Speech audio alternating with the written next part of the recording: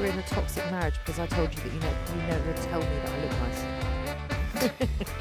And now that I've said it out loud, I can see where you went with that. Okay. You never think about that. And I think it's the same with your pelvic floor. Like when it works and functions and you don't wee your pants and everything's fine. But when it's not fine, it's just not fine. I'm not weeing my pants, just for clarity. Thank you. Thank you for clarifying. Hi, ladies. It's from Clare H. Hi, ladies. My rant is as follows. I am 49 and I am done with sexy. That's all I need to know.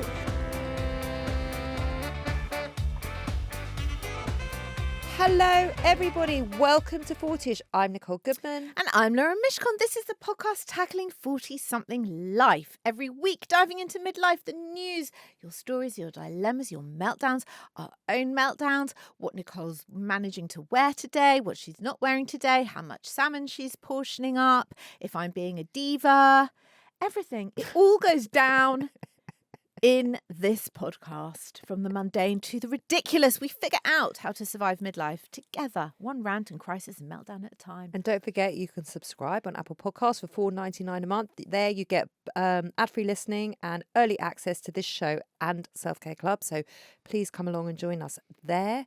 And you can watch the video on Spotify every week. We are back on Spotify. If you want to see our faces, just because our voices are not enough, then please come and join us there. Or you can listen on any other podcast platform. And please make sure that you are following the show and that you are subscribed wherever you are listening, so the episodes just drop into the podcast platform of your choice. I'm going to tell you my most 40ish moment of the week. I feel like you're going to agree with me, but you might not agree with me. It's about the Bayeux Tapestry. Random. Okay, but I mean, you know the Bayeux Tapestry? I do, yeah. 1066, Yep, Harold, the yep. arrow through the eye, blah, blah. Anyway, you know that it has been transferred for the very first time ever to London, and it is now on display. I did know that. And it's the longest glass cabinet display, I believe, in history. Right. So the making of the glass cabinet, because it obviously has to be very sturdy, very safe, but it also has to have no glare on it, so you can see the tapestry through it. This is like actually more complicated than the tapestry itself, because it's such a big deal. I just don't care. I don't care. And I feel like I should care, but I don't care. And the other morning, Ollie said to me, "Oh, the Bayeux Tapestry exhibition is opening soon." And I was like, I don't care. I know I should. I know I should be invested in this. I know I should be like clamouring on the internet to buy my tickets to see the Bayeux Tapestry. I don't want to see the Bayeux Tapestry. I actually do. Do you? Yeah, I think I do. You see, I am surprised. I did not think you would want to see the Bayeux Tapestry, but if you had to, if you had asked me, do you think Lauren wants to see it? You would be like, yeah, Lauren is invested in the Bayeux Tapestry. I am not. I'm not invested. But this is where we're always surprising each other, and I think that's a good thing. Yeah, it keeps our marriage fresh. Stop calling it a marriage. Why do you keep calling it a marriage? You said yesterday that it was like we're in a toxic marriage because I told you that you never tell me that I look nice. And now that I've said it out loud, I can see where you went with that. Okay. But you don't ever tell me that I look nice. No, I know. I don't tell anyone. Why? I don't know. It's just... But do you ever sit there and think, I walk in, you think, oh, she I looks do nice. think all the things, but I just don't say the Why? things. I don't know. Because I have a very loud internal monologue. It's not that loud. No, it's loud internally. But why don't you just say? Because it's nice to give a compliment. Yeah, I know, it is nice. I think things not necessarily about you, but I often think things that are very nice and very horrible, and I say neither of those things, which is probably better for the latter, but not for the former. Oh, do I ever No, walk I in said and you not think, about you. fucking hell, what is she wearing? No, I never think, what the fuck is she wearing? I'm never wearing anything weird. And to be honest, if you did think that, you would say that. You would say, what's this? What's I think happening? the face would show it before the words said anything. Sometimes you walk in, you go, oh. Yeah, that's a compliment. No, it isn't. No, it isn't. It is in my head. I don't know. I need to sort that out. It's not a good thing. You do. Yeah, I know. Even when we did our live show, yeah, you didn't tell me I look nice. You were like, do I look nice? Do I look nice? I was like, yeah. You were like, then it wouldn't hurt you to fucking say it. Yeah, I know. But I said to you, you look great. You're like, thanks. Yeah, I know. It's weird. Yeah, it's bad. It's bad. I'm not down with Yeah, it. I no. don't rock with that. It's a personality flaw, isn't it? Yeah. Yeah. Yeah. There's not many things that I'm not down with you, but Yeah. that is one of them. I know. You're not the only one. Like, let's say I do something at work Yeah. that is nice, Yeah. that is good. Yeah. You would never say, I really love that. Well done. Like if I do a funny piece of editing, Yeah. it's very No, that's not true. I did tell you. I Once. had told You've you told me- recently. you've Oh told my me God, you put that thing in and I noticed, and then once. you put that little You've song told me in and once. that was fun. You've told me Oh, I have told once, you more than once. twice at a push, and I've edited over 700 shows. 700 What shows. I'm hearing is So you you'd do the like math. you'd like some more validation from me. That's what I'm hearing. I like verbal validation. Do you? I It's do. important to you. I do. Okay. Maybe it's not important to me, and that's why I don't give it, Yes, take it, or care yes, about it. it's a love language thing. Yeah, I just don't care. I don't need to hear it, and I'm not interested in I it. remember my one of my closest friends, the first time she met you, her first words to me was, "She's very confident." I think I'm just not that interested in other people's opinions. Well, on me. that's very self-assured. I That's just a feel great like thing. if you like me, great. If you don't like me, fine. I can't really change that. But I don't really care if you think I look nice or horrible or what you think of me. I'm not really that interested in what you think of me. I'm really just fine to go through the world feeling how I feel I'm about actually it. not interested in what everybody thinks of me. I'm really not. Yeah. I really don't give a fuck. Yeah. But people in my inner circle, and there's only a few, you are the one of them, you know, like Adam, you know, like my inner people. Yeah. I care what they think. Okay. And I value their opinion. I think it's very good we've had this conversation. How healthy. How healthy of us. Are you coming to see the Bayeux Tapestry? Because I am not.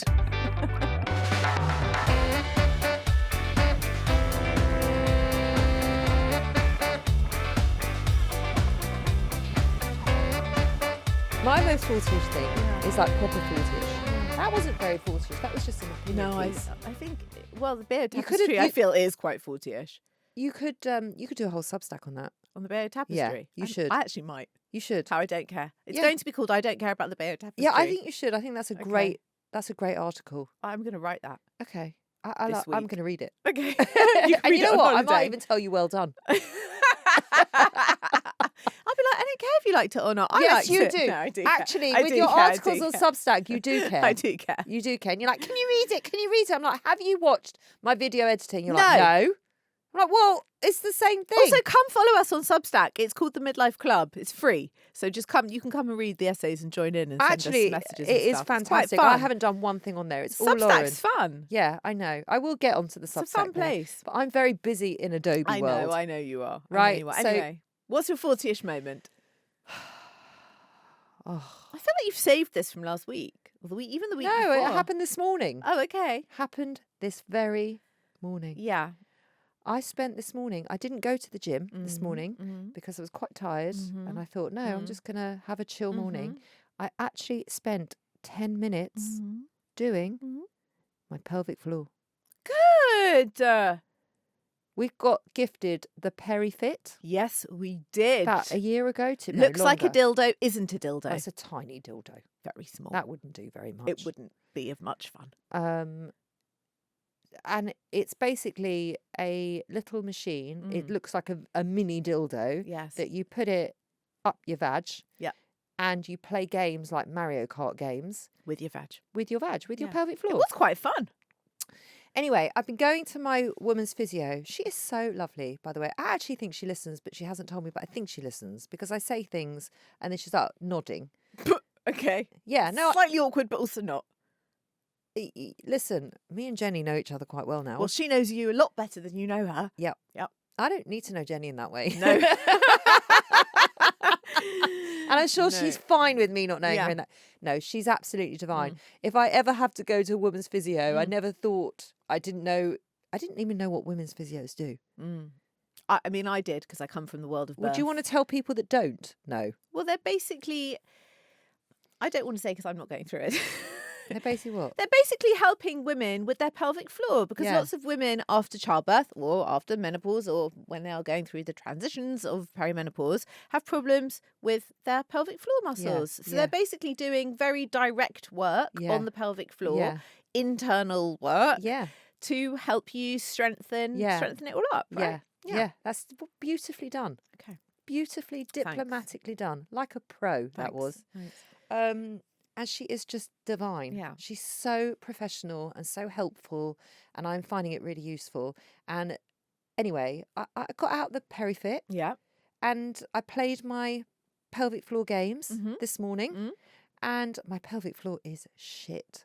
Okay. It is shit. But the more you play the games, the better it will get. I know, and I'm seeing her in like 3 weeks, and I really want to go back and her say, "Oh my God, this has improved so much." So you can Because take it on holiday with you. Yes. Yes. Yes, she tests my pelvic floor. Okay. And so my endurance isn't very good. Yeah. And it's like, she goes, "You're not going to like this, but your endurance isn't very good." And I'm like, you know what, Jenny, my endurance isn't very good generally. It isn't in sport and stuff Really? like that. No, I don't do endurance training. I've never liked endurance training. But that bit, because I remember when we did the Self-Care Club show on the PeriFit, there was a game where you have to, well, all the games, but you have to jump up and then It's like like hurdles and go things through like the that. rings at Yes, the top. yes. And that's when you have to really like Yes. hold it for a Yes. really long time. So and that was hard. she said, so I've seen her a few times, and she basically said this time that I went to her, "You're not contracting enough." Yeah.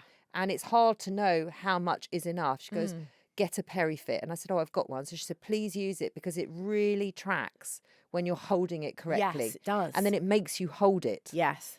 So it's really hard. And Mm. also your pelvic floor, mine fatigues really quickly. But it is like any other muscle. I do not need Yes. to tell you this. Yes. The more you use it, Yes. the stronger it will get. So like I'm on it. Yeah.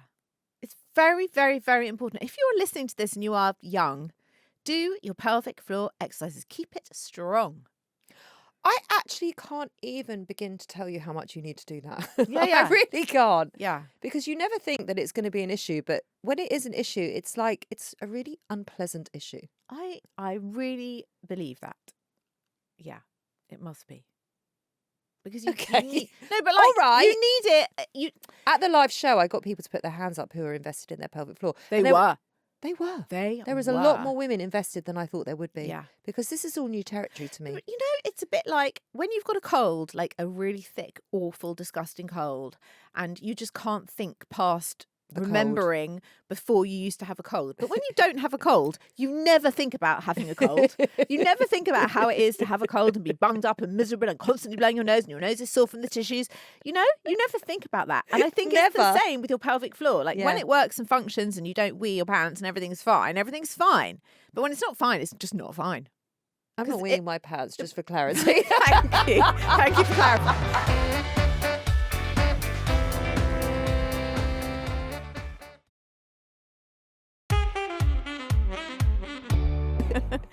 We have had feedback on the breast cancer / HRT misinformation thing on TikTok. Okay, but I feel like, when did we last talk about that? Or do we just talk about it all the time? I think we talk about it quite a lot. Okay. But we were talking about it on a show quite a few weeks ago when I think I said on the show that I was online and I had never seen in a week more people saying, "Oh, I can't take HRT because my aunt's mother's sister's wife's cousin's dog sitter had breast cancer." And I said to you, like, everyone was saying the same thing Yeah. in a week. And actually, Dame Leslie Regan, who came on Self Care Club, had completely debunked this, and she herself has had breast cancer twice and she is still on HRT, and how we were talking about it at the Every Woman Festival, how every woman can take HRT apart from women with terminal liver cancer. And she said even in those cases some women would Choose rather to. take it because the side effects of not taking it worse. Anyway, 2 women replied, and they said, one of them said, "I was suicidal without HRT. I have recently undergone biopsies for suspected breast cancer. I discussed with my consultant that even if it is cancer, I still need the HRT. Without it, I will not survive. It is that simple." Yeah. And then someone I replied, am with her. someone replied to her to say, "I absolutely agree. I was suicidal before I went on it. I heard the scaremongering about breast cancer, but I thought if I don't take it, I won't be alive anyway." Wow. Or it's just a life not worth living. Like, I wouldn't get out of bed without it. Look at how I was last week versus this week. Mm. And Yeah. Don't you think there's a massive difference? Yeah, there is. I mean, I just couldn't bear anything. And that wasn't even when my estrogen had run out. It was running out. Yeah. And I knew it hadn't run out because I wasn't getting the low mood yet. When the low mood sets in and I just start retreating to my bed, that is like, and I just don't see the point in anything. I don't. It's just the worst. Hi ladies, please help. I'm 44. I've been with my husband for 15 years and we've always had a pretty straightforward relationship. We don't account for every pound we each spend, but we've always been honest with each other. A few weeks ago, I noticed £600 had gone out of our joint account. When I asked what it was for, he said he'd lent it to someone. I asked who. He said I'd rather not say. Oh, It's a lot of money, £600, yeah. to not say. At first I thought he was joking. He wasn't. He insists there's nothing sinister about it. He says someone was in a difficult position. They asked him for help and he didn't want to betray their confidence by telling me who they were. He also says he'll get the money back, so it's not as though he's given it away. But I can't get past the fact that he won't tell me who this mystery person is. My mind has been filling in the blanks ever since. Is it a friend who's embarrassed, a relative, someone from work, an ex, a woman, someone who's already borrowed money from other people? I don't actually have any evidence to suspect anything, but the less he says, the more my imagination does the talking. The thing is that I don't even think I'd have objected if he'd come to me first and said, so-and-so needs £600, what do you think? We'd probably have agreed to help. Instead, I'm stuck wondering why the identity of this person is apparently more important to protect than my peace of mind. He says I should trust him. I say trust is exactly why I don't understand the secrecy. Now we're going round arguing in circles. He thinks I'm making a mountain out of a molehill, but I think refusing to answer a simple question about where £600 has gone is what turned a molehill into a mountain. Do you think him not telling me who it is and what it's for is okay or not? My gut feeling, based on nothing, because I don't know these people, is that if it was something truly bad / suspicious / he really shouldn't be doing it, I don't think he would have taken it out of their joint account. He would have found another way to get the money to this person, or he would have taken it out in drips of £50. Do you know what I mean? It's like, it's gone. He probably knew that she'd notice. So my gut feeling is it's just something private that this person has asked him not to share why, and he's kind of being loyal to that person. But that's fine if he's taking it out of his own account with his own £600. But he's asking her to go along with something that it's also her £600. Yeah. So she has a right to know who it is and what it's for, and she has a right to make that decision whether she's okay with it too.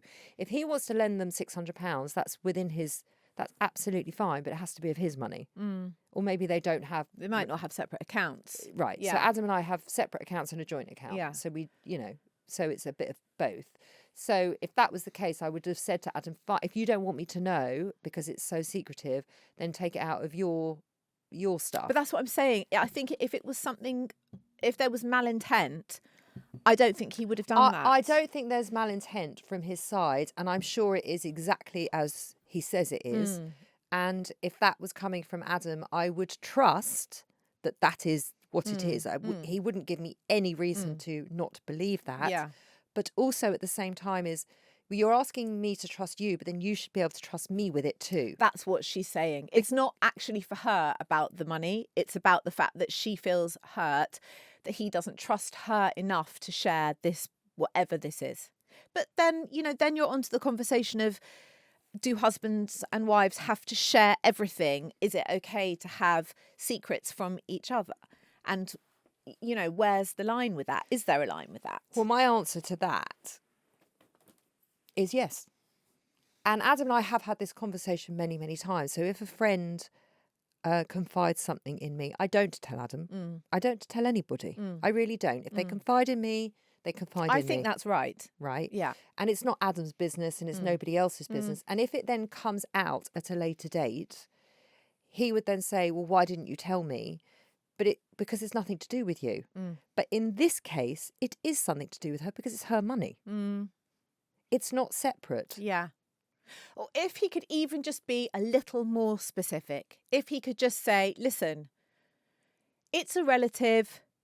They're really embarrassed because they've got themselves into whatever scrape it is and they need this money urgently. They really, really don't want me to say because they're worried that you'll feel differently about them. But that's all it is. Just something very broad that doesn't identify them, but just puts her mind at rest a little bit. Because when you don't know, you do fill in the blanks, and that's exactly what she's doing. She's like, is it another woman? Is it a this? Is it a that? It probably Well, I isn't. think if And it then- was another woman, it wouldn't be coming out of that Well, that's account. what I'm saying. He'd be more sly about it. I don't, as she said, they've been together 15 years. They've got Yeah. a very straightforward relationship. And I think I really understand why she's put out by it. And I also really understand why he's not telling her. Yeah. But I think there is a space for both of them to find the happy place where they both feel comfortable, where he's not betraying trust and she doesn't feel like, well, hold on, you've just taken £600 of my money and I have a right to know where that's gone. Yeah. Which she does. Yeah. Or It's at least £600. Or at least he could say It's not 50 quid. No. It's £600. At least he could say, listen, it will be back in the account by Yes. the end of next month. And then also Yes. she'll see when it goes back in the Yes. account. But I think she's still going to be left with the feeling of, are there things he does that he doesn't tell me about? Listen, there are definitely not things I do that don't tell Adam, but there are definitely things that people confide in me that that Adam would have absolutely no idea about, and because it's got nothing to do with him. And maybe it's the same. But then in that's reverse. not. But that's because it's not. It's their private business that they're sharing with you. But they're it's not nothing to- sharing it with both of you. But it's nothing to do with. That's what There's I'm nothing saying. to do with your It marriage. doesn't affect Yeah. him in any Yeah. way. But when Yeah. £600 is coming out of the account, if I was in that position, I would feel very uncomfortable not telling Adam. Yeah. Not because I want Adam or but also I would say to the person who's asking for the money, listen, he's going to see it. You can't put me in a position where he doesn't know it's his money too. And I just have to run with this by them. That's just how we work. Or he could have had a conversation beforehand that was like, listen, I need to lend somebody £600 because they're in trouble. I've promised them I can't say who. I really hope you're okay with it. Please don't ask me to betray their trust. It will be back in the account by the end of next month. If you notice it's gone, that's why it's gone. And I'm just telling you before I do it. Yeah. That. Like something. Yeah. That's what I mean. There has to be A little bit of give. a happy medium Yeah. between the two. Yeah. But I don't think she should go. I understand why she feels like that, but I don't think she should go to a bad place in her head with it. I agree. I agree. Well, I think that our meltdowns were that we were going to discuss the most ridiculous things that we've Googled and ChatGPT'd recently, right? But I don't think I can join in this conversation because I don't really use ChatGPT apart from when I had to ask ChatGPT how to cancel ChatGPT. And we've already done that. Yeah, exactly. So, I don't know. Do you have a meltdown? Not really. No. Do you? Yeah. Oh. I do have a meltdown. Okay. But you're not allowed to judge. Okay? We listen and we don't judge. No, I mean it. Okay. I'll just sit Also- in silence. Also, what I don't Wait want... for look at you. what Look I away. also don't want is for you then to tell me how this never happens in your house. There's a lot of preamble here. I'm just telling you. Okay, I'm not going to look at you. I'm going to look away and not speak. Because I'm actually not interested in Right. hearing how this Okay. doesn't happen Okay, to you. pretend I'm not here. No, and no, just I talk need to the you to listeners. be here. I just need you to not judge it, not tell me how this doesn't happen to you, and for you to say, well, just put your foot down. I don't need any of that. Okay? Okay, I'll try really hard. Are you ready? It's not a big thing. You'll be like, oh, is that it? I think we need a drum roll. My children's bedrooms are disgusting. The mess and the washing and the shit that is on the floor, it actually upsets me so much, right? I have done everything. I have because I don't go into either bedroom now. I can't. It gives me so much anxiety. We've even got to the point with our youngest where she's not allowed to go out until she tidies her room. But then literally the minute she goes back in her room, it is like something has exploded and everything has just settled again and she's just left it there. That is what it looks like constantly. And then I go in and I say to her, your room, how can you sit in this room? And she's like, what? It's tidy. So I also acknowledge that in her world, it's fine. She doesn't see it. My other daughter is on the top floor of the house, so I actually just don't go up there. I don't have to bypass it in any capacity. Nice. Yeah, but I went up there yesterday. I can't remember why, because I was stupid. And I went up there and I went to get her washing. Error. which I never do, but we're going on holiday and she's been away this weekend and I didn't want her to come back and be stressed. There was so much stuff on the floor. I actually didn't know what was clean and what was dirty, because even in the clean washing bin that she had taken upstairs, it was like been sprawled out across the floor. And I just thought, no. I think this is a girl thing, and I say that because I am a girl, and I do remember. And it doesn't happen in my No, house. I do remember being Daisy's age, and my mother coming into my bedroom, because I used to come home, take off an outfit, leave it on the floor, find another outfit. Usually it was on the floor. I was a real messy slut. I know that is almost impossible to imagine now, but I was.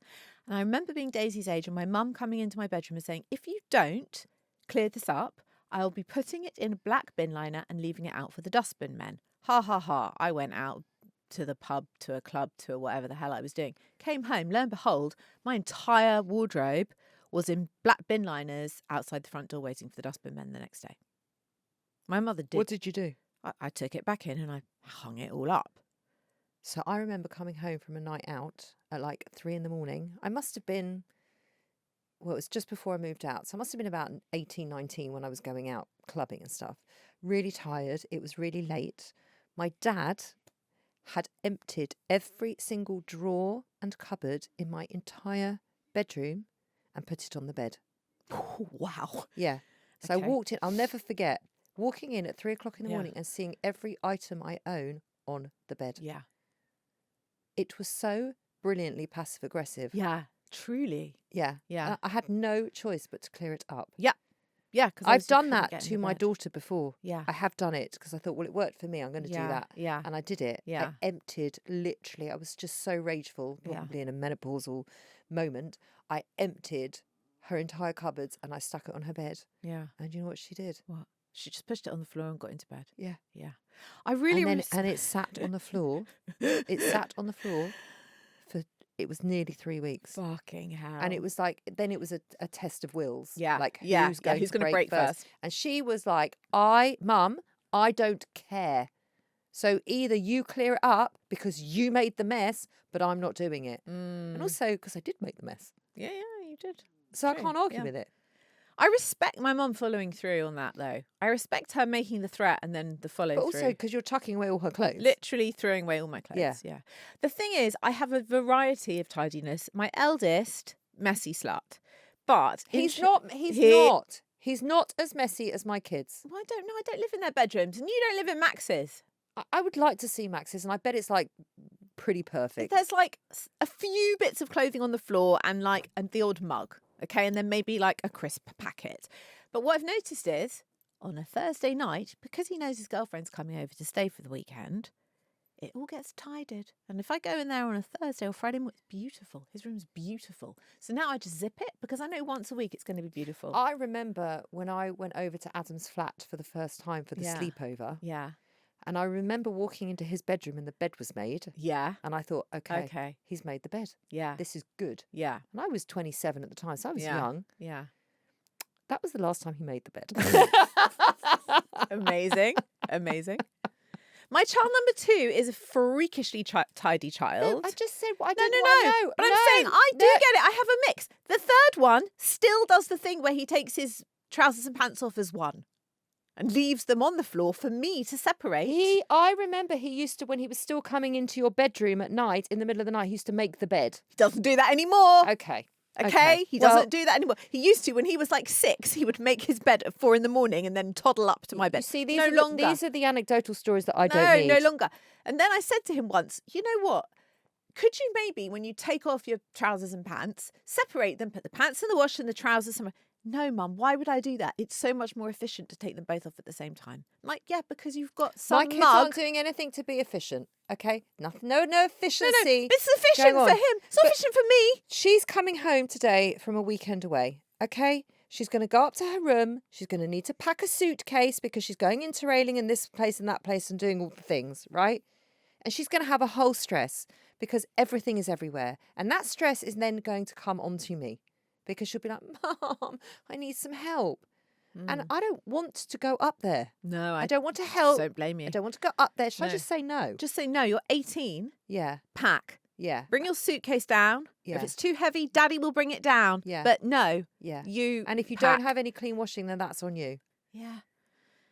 You are not the only one living in mess. We have a listener meltdown. Here it is. Hi, ladies. It's from Claire H. Hi, ladies. My rant is as follows. I am 49 and I am done with sexy.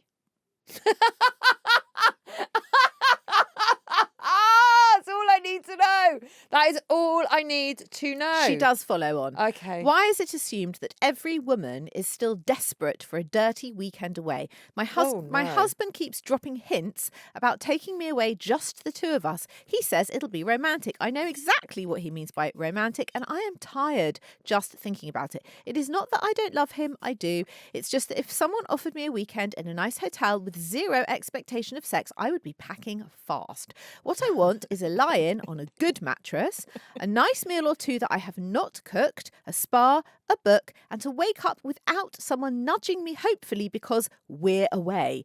Basically, I just want to be left the fuck alone and not have to do anything or cater to anyone. I think that men imagine women are lying around waiting to be swept off to a boutique hotel where everything ends in passionate sex. Am I the only woman who would rather have room service than foreplay?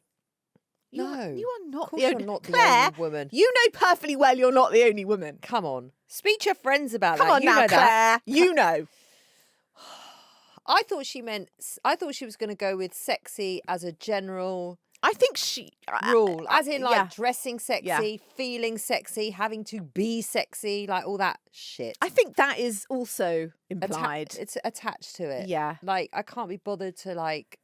Yeah, there are no stockings and suspenders happening anymore. I don't even mean stocking and suspenders. I just mean like men don't get dressed thinking I have to be sexy. Maybe Timothy Chalamet does, but like, do you reckon John Hamm does? No, I reckon he gets. No, I am in the midst of Friends and Neighbours, right? And he's just worn the white suit on the boat. Remember the white suit on the boat? Yeah, I do. White I do suit the white suit on the boat. Yeah. Now, all I don't really like a man in a white suit. Very man from Del Monte. Oh, come on. The white suit on the boat. Stop it now. All I thought was. Yeah. Well, we all know what all I thought was. You thought I am ready for sexy. And then he has sex with someone on the boat. He does, I cannot with this man. I just thought, he must be in his dressing room before he goes on set to go on the boat.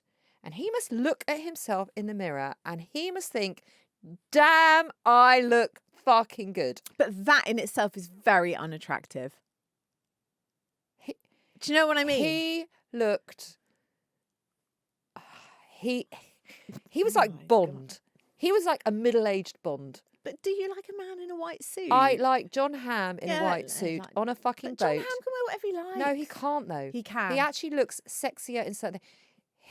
I can't even tell you what that white suit did to me. On that boat, having sex with that woman, I can't. I hope Adam's taking notes. I cannot. He does look better dressed up than dressed down, I agree. Well, now that he's gone back into like the finance world and he's suited and booted a bit more, I can't cope with him. But I'm also into him in tracksuit bottoms. I can't cope with him at all. I know. He's a problem for you. It's a good thing he lives far, far away and he's married to a woman who's 35. The white suit on the boat. I've never seen anything like it. And then, all right, with the woman with 35, okay. He's married, happily. Well, I don't know if happily, but he's married. I bet do you think she's done with sexy? No. Do you think she'd rather have foreplay or room service? Listen. She's probably getting both. But she's also probably getting nudged in the back for hoping that he's going to have sex. It's the same thing. Yeah, but it's John Hamm nudging you in the back. Yeah, but it's not John Hamm in Friends and Neighbours on the boat in the white suit, is it? It's John Hamm. He's just done a poo. He's probably just busy on his emails. He hasn't brushed his teeth yet that morning. He's not really taking much notice of her, you know. All right.